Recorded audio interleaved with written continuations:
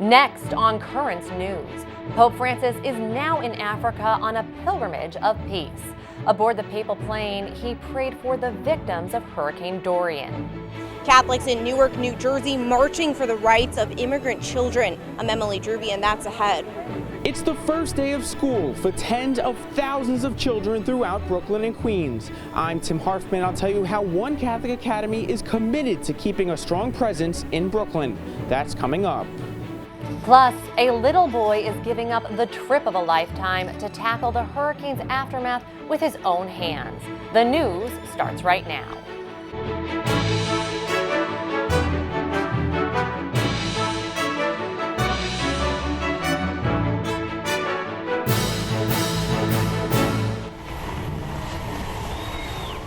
We begin with two major stories tonight. Pope Francis being welcomed by thousands of people to Mozambique for the start of a week-long mission to Africa. More on that in a moment. Before taking off aboard the papal plane, the Holy Father invited everyone to pray for the victims of Hurricane Dorian in the Bahamas, saying they've lost lives, homes, everything. Good evening, I'm Tamara Lane. The Holy Father's concerns for the Bahamas come as frantic rescue operations are being mounted to find survivors of the storm. Patrick Ottman is in Freeport, Bahamas with the latest.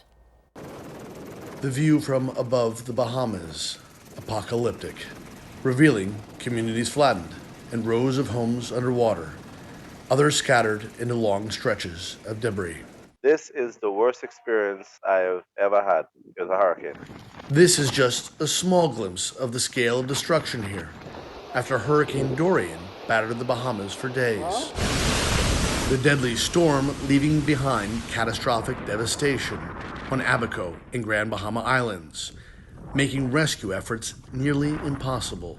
We are seeing the courage of Bahamian volunteers who are coming to the rescue of others, using whatever resources they have available at their hand. This all-volunteer crew doing what they can by any means necessary, using boats and even jet skis. People are like they was exhausted. Some we had to carry, some couldn't even make it. First person we found was my brother. He was clinging onto a tree, and he made us safe. But we were unable to locate his wife at the moment. We hope that she's okay. The team banding together to save the lives of family members, neighbors, and even complete strangers. We had a lot of people supporting us. Everybody working as a team right here, you know. It's very hard, but you know what I'm saying, but we shall overcome. Howard Armstrong was rescued after his house flooded to the ceiling, one of hundreds lost as the storm surge flooded neighborhoods. He survived, his wife did not. My poor little wife got hypothermia, and she was standing on top of the kitchen cabinets until they disintegrated. And then I kept with her, and she just drowned on me. The U.S. Coast Guard's rescue missions are proving difficult. Cars underwater blocking the roads, along with fallen trees and downed power lines leaving people in the dark, hoping conditions will improve after experiencing the unimaginable. Nothing compares to what we went through just in the past 2 days. You know, almost 48 hours now of nonstop carnage. Tonight, the official death toll stands at 7, but that's certain to rise after the islands were blasted by wind gusts that topped 200 miles per hour. Joining the Pope in prayers for people in the path of Hurricane Dorian are electric power crew teams in Oklahoma City. More than 6 line workers stopped for a moment to bow their heads and pray before taking off for Raleigh, North Carolina. They want to go help others in need and restore expected power outages. Filling 38 trucks, the teams are scheduled to arrive in North Carolina in just a few hours. Up and down the southeast coast, millions of Americans are on high alert at this hour. The hurricane is lashing Florida with a lot of rain, powerful winds, and damaging storm surges. Also in the path of danger, Georgia and the Carolinas. Whitney Wild reports the latest from Jacksonville, Florida. As some Florida communities lift evacuation orders. We got lucky in Florida, very, very lucky indeed. Officials elsewhere are initiating new evacuations. Hurricane Dorian is finally rumbling up the East Coast. North Carolina faces deadly storm surge and inland flooding.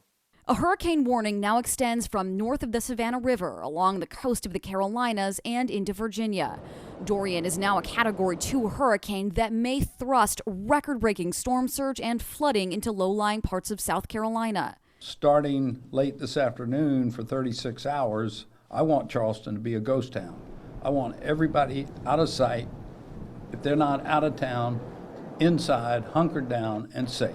Images from the Bahamas show Dorian's wrath. Some islands almost wiped away after the storm parked overhead for 2 straight days as a Category 5 hurricane. The U.S. Coast Guard is helping rescues and evacuations. President Trump is committing assets at the request of the Bahamian Prime Minister. We're sending some people to give them a hand, and they need a big hand. What's going on over there is incredible. Few people have seen anything like that. In Jacksonville, Florida, I'm Whitney Wild.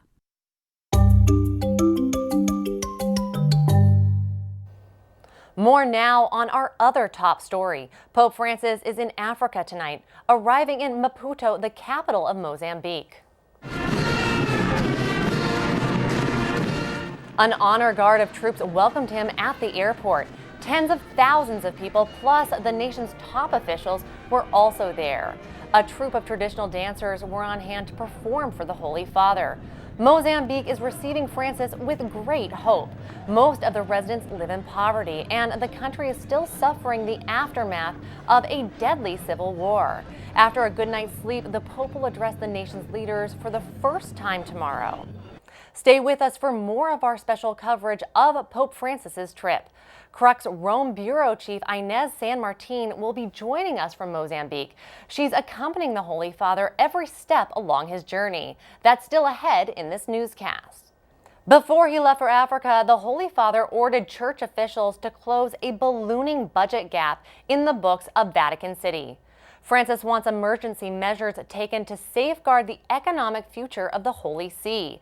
The Pope adding that the situation is grave. The deficit stood at $76 million in 2018, double from the year before.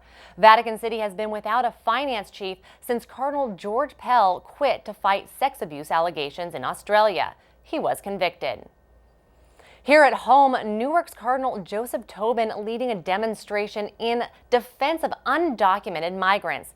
Catholic leaders in New Jersey are protesting the Trump administration's action that targets families trying to cross the southern border. Currents News' Emily Druby is in Newark, where there have been arrests. Emily? Tamara, Catholics filled the streets of Newark, New Jersey, fighting for the rights of undocumented migrants. Many here tell me that they're willing to risk everything, including jail time, to get their point across. 6 people were arrested. Catholics laid out in a cross formation, blocking traffic in one of Newark, New Jersey's busiest intersections. Holy Mary, Mother of God. Fellow protesters gathered around them in solidarity as Newark's Cardinal Joseph Tobin prayed. Hail Mary, full of grace, the Lord is with thee. Refusing to move until they were arrested. This peaceful act of civil disobedience, which started with a prayer and march, is in support of migrant children. Protesters say they are condemning the Trump administration's treatment of them, specifically policies that separate children from their families. Immigrants make America great. Sister Mary Kay Doubleveroni was part of that cross. I'm not a lifelong person that is used to participating in civil disobedience, but I really do feel passionately that these kids need every advantage in life, and there's got to be some symbolic way of saying, I stand with you. She traveled all the way from Detroit. Others, like Father Edward Mason, came from the Diocese of Brooklyn. Our values are better than this. Our country was built on the strength of families, and this type of behavior towards families, the separation of families, goes against everything that this country has preached and lived since our beginning. The demonstration is part of a national campaign created by a coalition of Catholic organizations, mobilizing the faithful, asking politicians to find and implement ways of keeping undocumented children safe. Many mentioning poor facility conditions and even child deaths as inspiration. Cardinal Tobin explaining this issue is important to all religions, especially Catholics. It isn't simply a benevolent action. It's recognizing the face of the God we worship in these suffering people. That's why it's important to us. Last summer, President Trump signed an executive order to end his controversial policy that resulted in family separations. Since then, the president has said that his administration will keep families together, but the White House will remain tough on illegal immigration. The Catholic Coalition is planning a new demonstration. That one will take place in El Paso, Texas next month. In Newark, New Jersey, Emily Druby, Currents News. Back to you, Tamara. Emily, what do the demonstrators hope to ultimately accomplish? Well, high on the agenda is keeping families together. They also know that undocumented migrants will unfortunately be detained at the borders, but they're asking for these facilities to remain safe, clean, and for them to have experts in dealing with children on hand. Tamara? Thank you, Emily. Stay with Currents News for more stories that you'll only see here. A new great year of Catholic education is underway in the Brooklyn Diocese, and the reason why enrollment is up in Bushwick. He's 6 going on 7 and has a loving heart, how he's using his birthday money to help hurricane evacuees. Plus, moments away, HYNES San Martin from Africa. She's traveling with the Pope on his historic mission.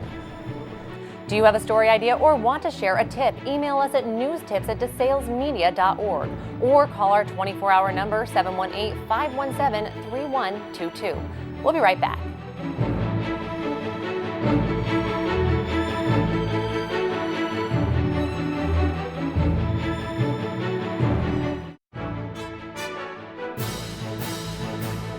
It looks awesome to be at school.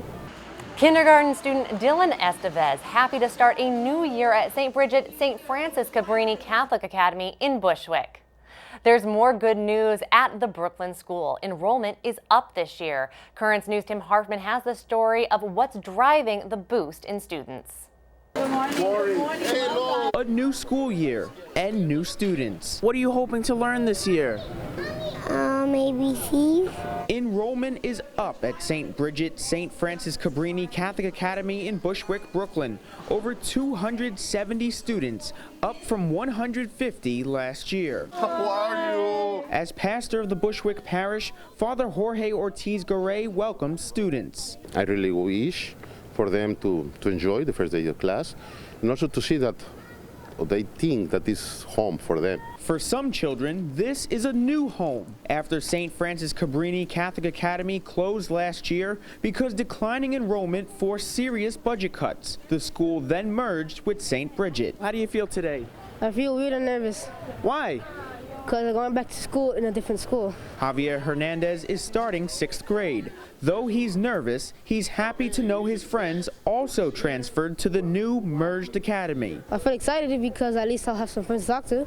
Myra and Rafael Diaz had sent their 2 kids to St. Francis Cabrini as well.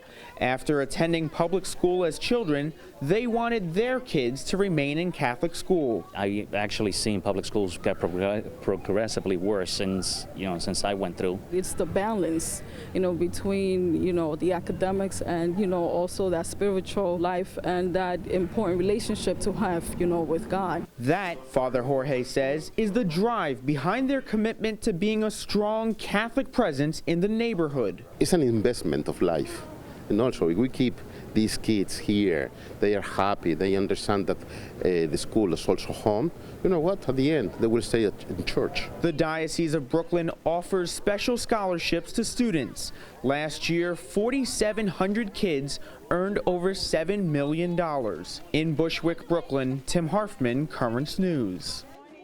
The bishops of New York State are applauding a new law that requires public school classes on sexual abuse prevention. The measure was signed by Governor Cuomo, and the bishops are saying it's a critical tool in protecting children from abuse. Catholic schools have had abuse awareness training for students and every employee of the Brooklyn Diocese since 2004. The program is just one of several measures stemming from the U.S. Bishops' Dallas Charter. Written in 2002, the charter is highly regarded for protecting children and young people and for preventing sexual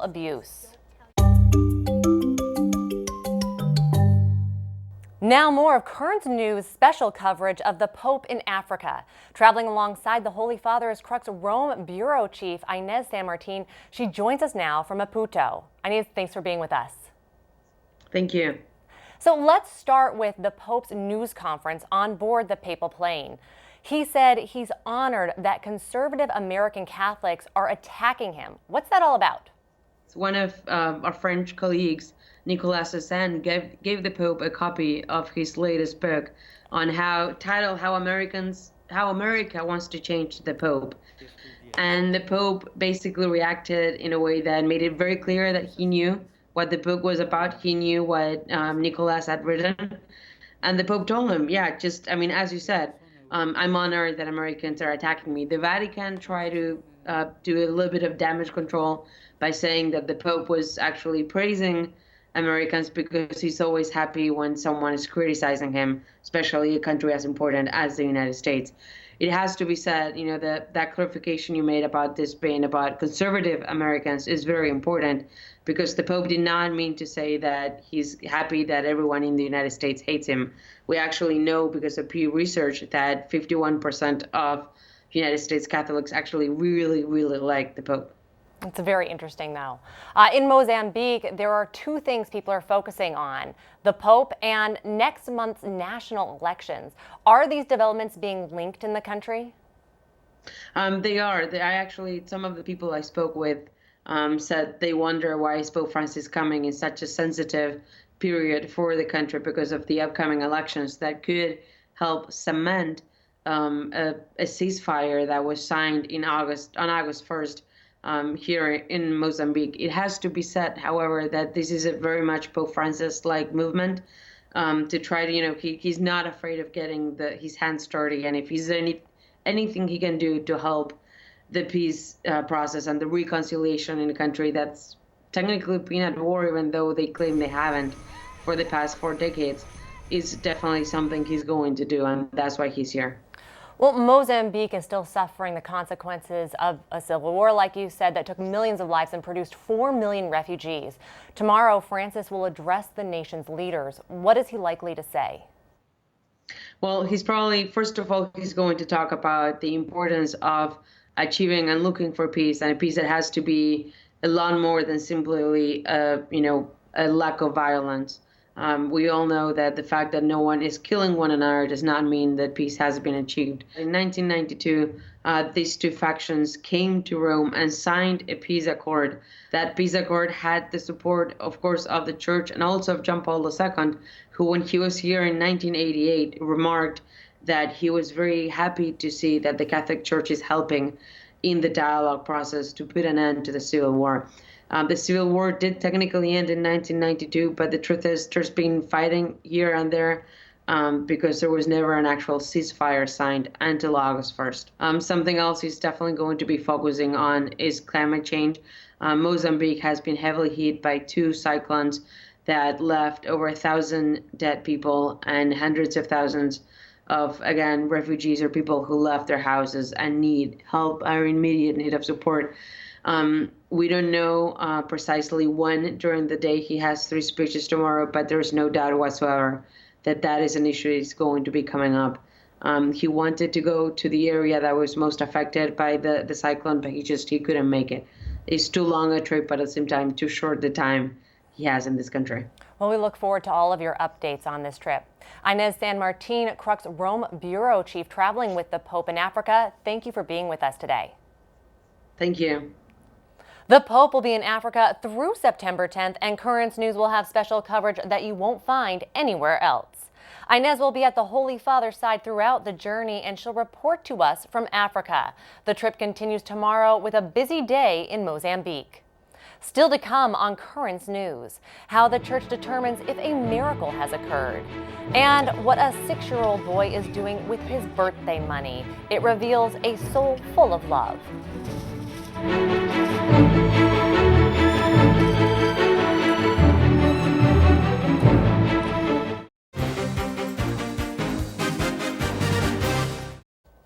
Get a copy of the tablet for articles you'll want to read. Bishop DiMarzio is writing about the great things happening in Catholic schools. And there's information about miracles, one confirmed and another rejected. Editor-in-Chief Jorge Dominguez is here to tell us all about it. Jorge, thank you for joining us. Thank you for having me. As Tim Harfman reported, kids are back in Catholic classrooms. Bishop DiMarzio is making the link between Catholic education and hearing the Lord. Can you tell us about that? Well, yes, it's a very important call. And by the way, our front page article this week is also about Catholic education. The classes started today. But Bishop DiMarzio says that Catholic education is our greatest and best inheritance. And what does they mean by that? He says that, you know, in Catholic schools, kids not only get a great education, but also, you know, they are managed to hear about God. And he says this combination of a good, solid education and a good formation in religious knowledge and, you know, an opportunity to encounter God there is important, not just for the church, but for the future of our country, because we need citizens, you know, well-formed, educated citizens in this country. Well, let's turn to miracles. The tablet's reporting that one has been confirmed and one has been rejected. What are they? And more importantly, what is the message on how the church handles miracles? Well, the main message is very seriously. I mean, we have two articles in the paper. One is about a miracle confirmed in Our Lady of Knock Sanctuary in Ireland. And it's a beautiful and incredible story. On the other hand, we have a fake miracle that was supposedly happened in the Diocese of Fort North, and you know, the Bishop also from that diocese from the beginning told people to be very careful, and now they have proof, video proof, that it was fake. You have to read the article. No, it's a fascinating article, one that everyone will want to read. Jorge Dominguez, editor-in-chief of The Tablet, thank you so much for joining us. Thank you.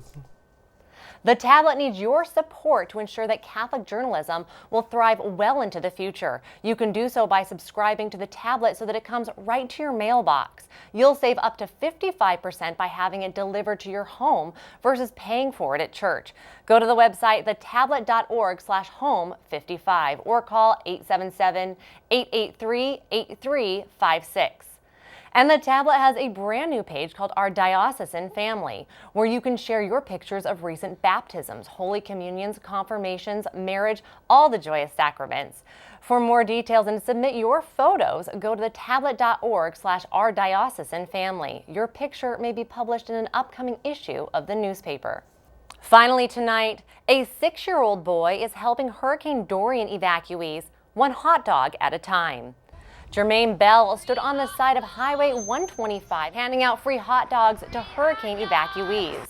The 6-year-old got the food supplies from money he was saving for a trip to Disney World for his 7th birthday.